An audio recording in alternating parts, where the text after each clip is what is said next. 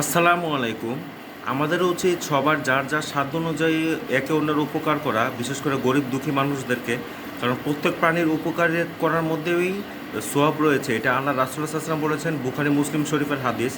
কাজে আমাদের উচিত এক ভাই আরেক ভাইয়ের প্রতি সহমর্মিতার হাত বাড়িয়ে দেওয়া, সহযোগিতার হাত বাড়িয়ে দেওয়া, তাহলে আল্লাহ তাআলা আমাদের ওপর খুশি হবেন। কারণ সহযোগিতা করলেই আসলে আল্লাহ তাআলার সান্নিধ্য পাওয়া যায়।